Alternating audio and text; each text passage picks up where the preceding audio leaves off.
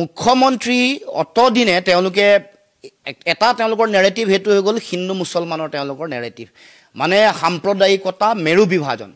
সেই গোটেই কথাটো জুবিনদাৰ মহাপ্ৰয়াণৰ পিছত যেতিয়া সেই গোটেই কথাটো নাইকিয়া হৈ গ'ল সকলো জাতি জনগোষ্ঠী একাকাৰ কৰি মানৱীয় প্ৰমূল্যৰে আমি এখন সমাজ গঢ়াৰ যেটো স্বৰ্গদেউ চাউলুং চুকাফা মহাৰাজ নৰনাৰায়ণ মহাপুৰুষ শ্ৰীমন্ত শংকৰদেৱ মাধৱদেৱৰ যি আদৰ্শ আছে সেই আদৰ্শত যেতিয়া জুবিনদাৰ মৃত্যুৰ পিছত সকলো একেলগে আগবাঢ়িলে তেতিয়া ভয় খাই তেওঁ পুনৰ আকৌ সাম্প্ৰদায়িকতা সৃষ্টি কৰিবৰ কাৰণে এনেকুৱা ধৰণৰ কথা বতৰা আৰম্ভ কৰিছে তেওঁ নিজেই অবৈধ বিদেশীৰ পৃষ্ঠপোষক বিজেপি চৰকাৰে 2024 চনলৈকে অবৈধ বিদেশীৰ বোজা অসমত জাপি দিছে তেওঁলোকেই অসমত হিন্দু মুছলমানৰ নামৰ ৰাজনীতি আৰম্ভ কৰিছে 71 চনৰ 25 মাৰ্চলৈকে দিয়া যেটো সীমাৰেখা এটো উলংঘন কৰিছে বিজেপি দলটোৱে তেওঁৰ চৰকাৰে গতিকে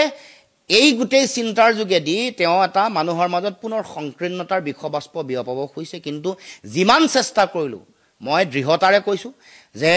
আমাৰ সমাজখন ভাঙিব নোৱাৰে হেহতিয়াকে জুবিনদাৰ মহাপ্ৰয়াণৰ পিছত